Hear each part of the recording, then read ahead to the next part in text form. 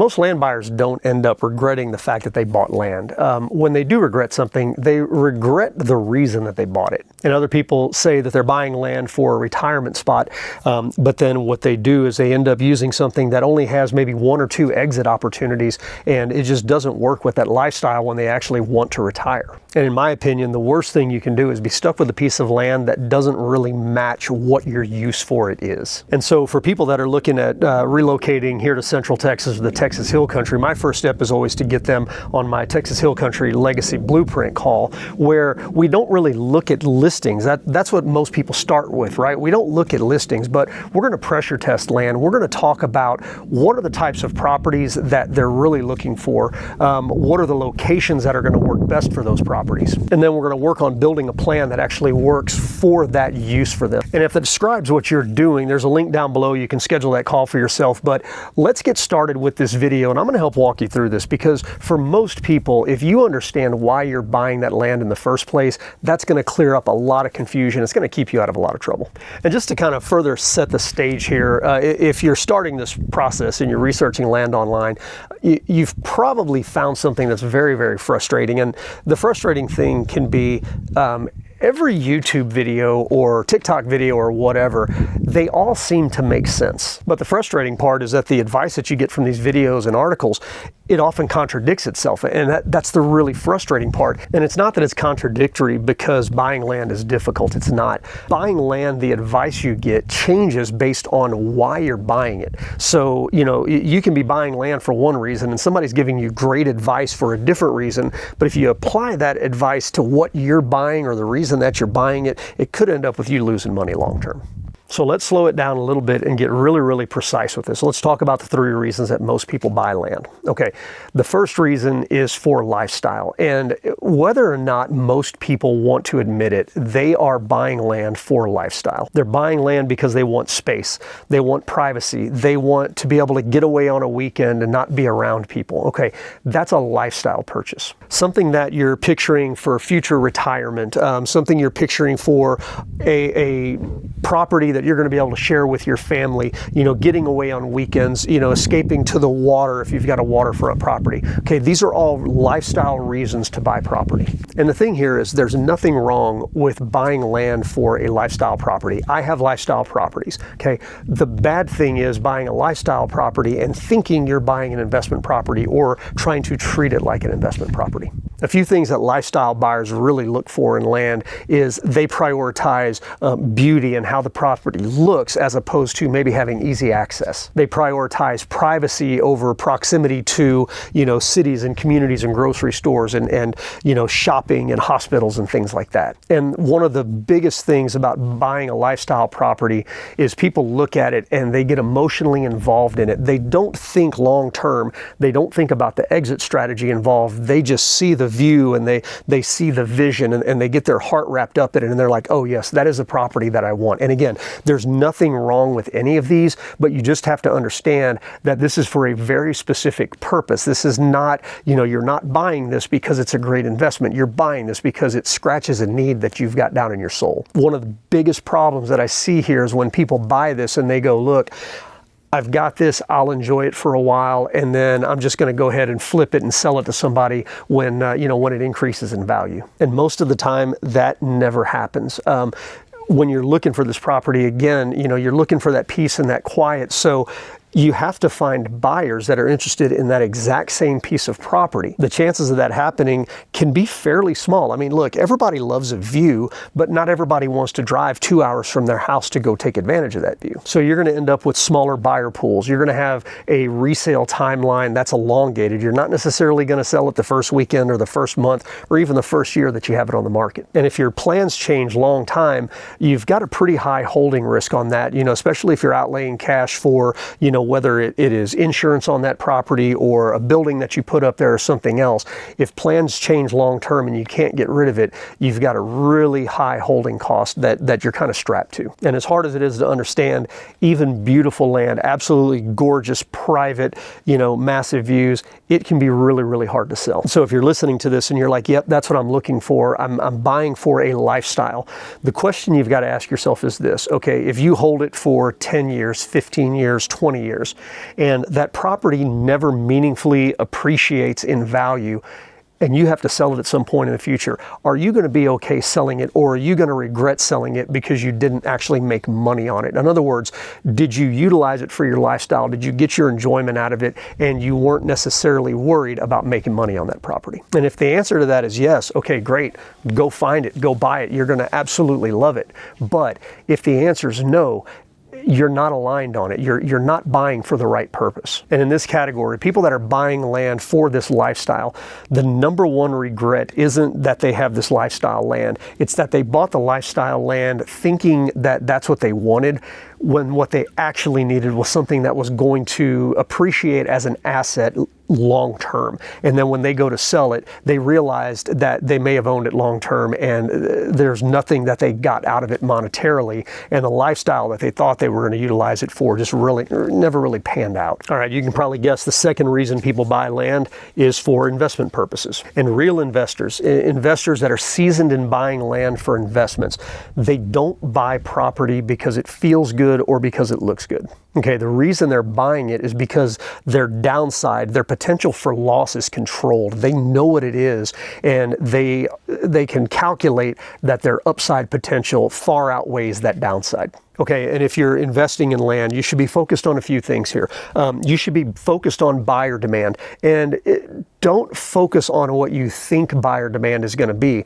Buyer demand either is or it isn't, and it's driven by things like, again, proximity to shopping, proximity to schools, proximity to hospitals, proximity to metro areas. Okay, that's what buyer demand is. You can't say, oh, this is 5 hours outside of Austin, but I think in 5 years, there are going to be people that want to live there.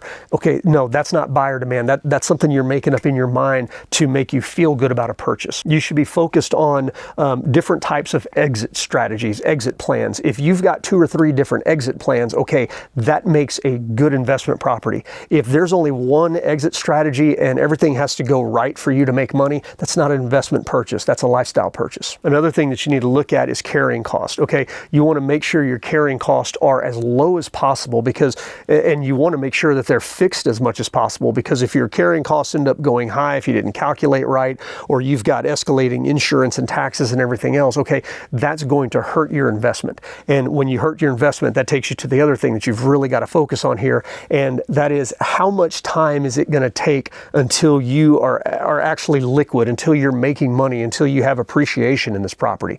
And what does it take to get there? Is it, oh, I'm getting such a great deal on this property, I'm buying it for $30,000 an acre, and I know that I can immediately put this back on the market and sell it for $50,000 an acre? It doesn't happen very often, but sometimes it does. Okay, that's a good strategy if you can find that.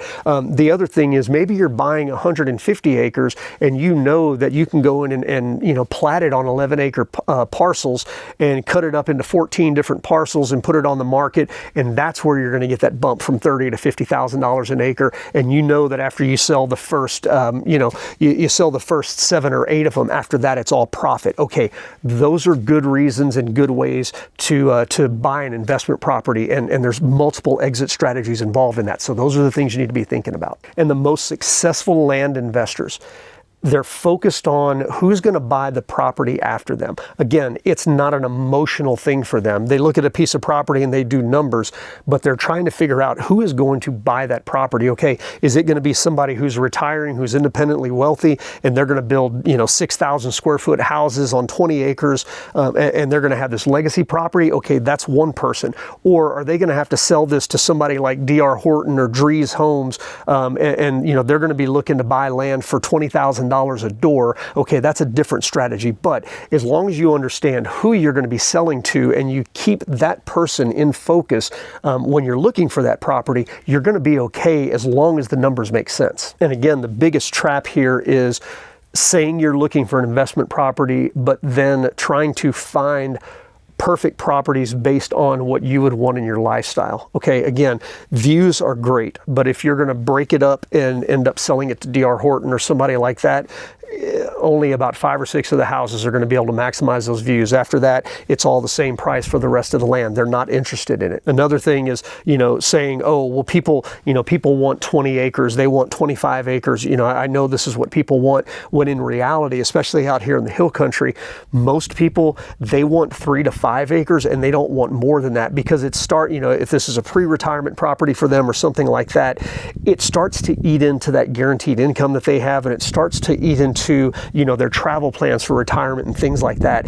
So don't get caught in the web of, oh, I'm going to make bigger property because that's what people want. Yes, that's what they say they want, but I'm telling you, in actuality, when people start shopping out here, they're like, you know what, Chris?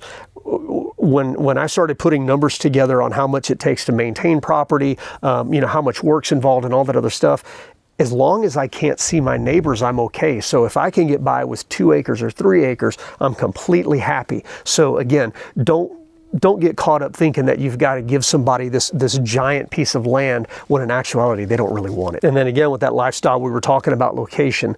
Make sure that your location is resellable. Being 20 minutes to a grocery store is a big thing. Most of my clients want to be 15 minutes to a grocery store. If they've got kids, they're not going to want to be more than about 20 minutes from the schools if they have to drop kids off. And there's not a whole lot of families anymore that put kids on buses as opposed to dropping them off. So again, if you're looking at this for reselling the land for an investment, for other people to enjoy, understand actually what those people want. And I'm more than happy to have this conversation with you. Again, I talk to a lot of buyers who are coming out into areas like this, and believe me, it's not just Texas, it's all across the U.S. Understand what local buyers want in those areas. The most important thing you can have in any setting, regardless of what state you're buying land in, is local resources that understand, look, this is what the buyers are looking for long term. So if you're buying in Texas, call me. I'll have this conversation with you. If you're buying in other states, call me for that too. I know land agents in just about every state at this point, and I know builders and contractors and engineers and architects all across the U.S. Don't go into this blind. Make sure you're researching, and if you don't know where to research, reach out and I'll point you in the right direction. And back to this investment land for a second. Investment land doesn't necessarily need a story, and I know there's certain types of investments that you want to tell the story, okay? But most investment land does not need a story, and it's got a few things in common. First of all, land that you're investing in is typically pretty boring, okay? It's got great accessibility. I personally, I would never live off of a highway, but if I was looking for land to build a subdivision on or to sell to somebody later, I would look for something that's got great accessibility, like a highway or a major road. The other thing is I would specifically target areas that are really, really close to growth that's happening right now, or infrastructure that's being expanded. Understanding the little towns on the outskirts of city limits and those suburbs, understand where that infrastructure is being expanded, and target those areas, because if it's growing here, it's pretty easy to imagine it growing a half mile down the road or a mile down the road as opposed to 10 or 15 miles. So again, great accessibility for an investment property is imperative. And then the other thing that you want to be able to do is you want land that you don't have to explain to the next buyer, okay? They look at it, they get it, they understand, again, I'm close to a grocery store, I'm close to the schools, I'm close to my work, I'm close to an airport. Buyers understand that. You don't want to have to explain to them. So a quick 3-part checklist for buying land as an investment property. Okay, first,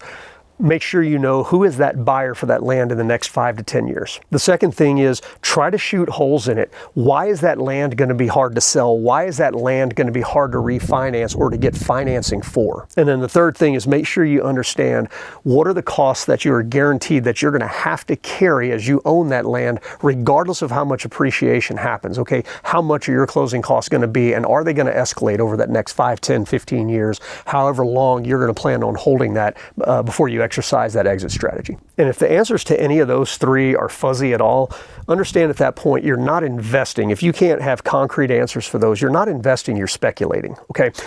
There's nothing wrong with speculating either. It's completely fine, but don't confuse speculation with real, concrete, hard fact investing. And the third reason that people typically buy land is either for future use, they're planning ahead, for a house or something like that, or for future retirement. They're kind of operating on a 5 to 10 year ahead of retirement schedule to secure that land, maybe put a weekend house out there or a cabin or something like that. And then their plan is to, retire to that piece of property, their little piece of heaven that gets them out of suburbia. And the issue with this is I see smart people still make massive, massive mistakes when it comes to this. In their mind, they're planning ahead, they're trying to be patient, they're waiting for that right property, they're trying to be really, really disciplined with, with money and location and things like that. But the thing that they underestimate is how much property changes over time and how much the surroundings for a property will change. And the famous line for future use buyers is, look, I'll decide what I'm going to build later, I'll figure that part out. I just want to lock in my investment now while land prices are still low. And I can't argue with the logic, right? It makes sense. I don't see land drop in value a whole lot. That's different from houses. I've seen houses go up, go down in value, but land typically stays pretty consistently escalating in value, appreciating over time. But that logic really only applies if some things are true. First of all, is that land going to continue to be buildable under potential future regulations? Okay, now that comes into play more if you're closer into metro areas where the counties can kind of change zoning and things like that. But if that's the area that you're looking in, you do need to be aware that counties and cities, they expand, or counties don't expand, cities expand. They put ETJs in place, they change zoning, things like that. So the rules can change. You've got to make sure that the rules are not changing if you're buying for that future use. The other thing that you've really got to make sure of is, let's say that you're talking about building 5 or 10 years out. Okay, if we see a massive increase in the cost to build, is it going to be cost prohibitive for you to do that in the future? Or, do you have your finances in good enough order that, what I want to build, I'm going to be able to do that. I've got that money set aside, or I've got it here. You've got a plan for that. So, making sure that you're not going to get priced out of building what you want is a real key in this. And then the third thing that you've got to consider here and make sure of is that land in the future is still going to meet your lifestyle and your health needs. Again, if you're buying that land now for retirement and you buy it, again, 5 hours outside of a metro area, okay, in the future, is that going to make sense if you have to be coming in to see the doctor as you get older and things like that? So, as we get older, we're getting closer to retirement, we do have to start planning on those things, even though, right now at 51, okay, I don't have any immediate needs for a doctor, but who knows what's going to happen in 5 or 10 years. So, right now in my mind, I may be like, man, retirement, I just want to get the hell out of Dodge and I don't want to be around anybody. Let's get into West Texas, let's get out into the mountains of Colorado and let's find that retirement place. And then in 10 years, maybe I need a hip replacement or a knee replacement, and all of a sudden I can't utilize that property that I was planning on. So, taking some of those things into account and just making sure that, if you're buying for that future retirement or that future getaway, making sure that you're still going to be able to utilize it the way that you want to. The big problem that I see here with folks is, you may be looking at buying this at 45, right? Trying to project out.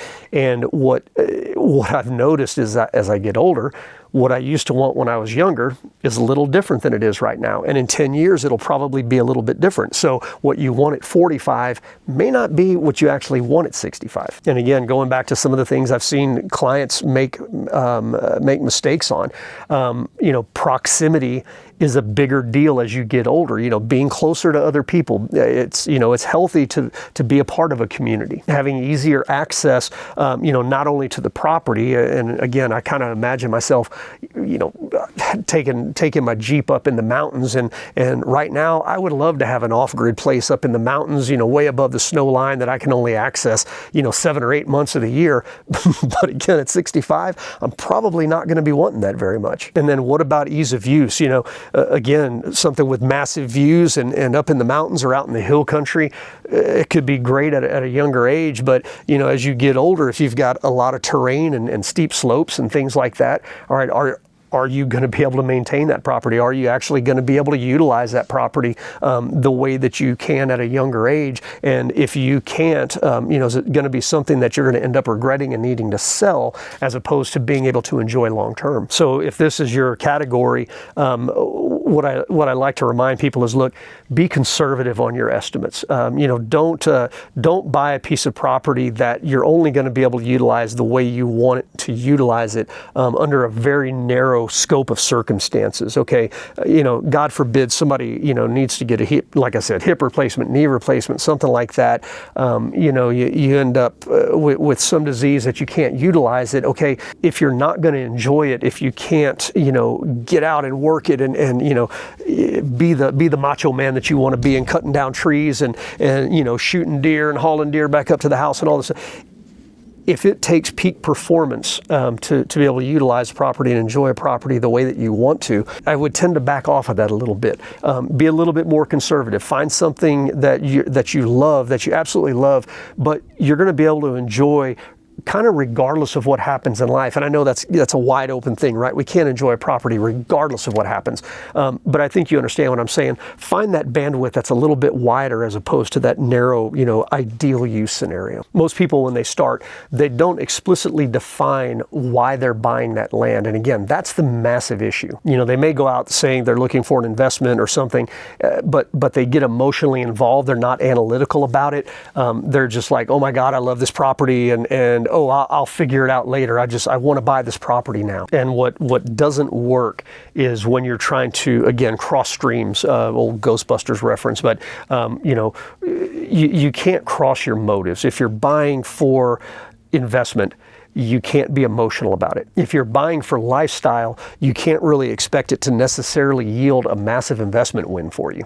And it's kind of hard to buy land that has a massive amount of future flexibility, but the only way that it has that flexibility is if only a certain number of things are true. That very narrow window has to be true in order for you to have full flexibility of it. And I'm going to leave you with this final thought. Now, if you're going to invest, and be very specific about why you're investing so that you have multiple exit strategies and all of that. But if you're buying either for lifestyle or for a future retirement or future use, make sure you can answer this question without batting an eye. If this land that I'm about to buy never appreciates a dime, and if I have to sell it and I end up losing money or breaking even at best, is it worth me buying it? Will I get out of it what I want to get out of it?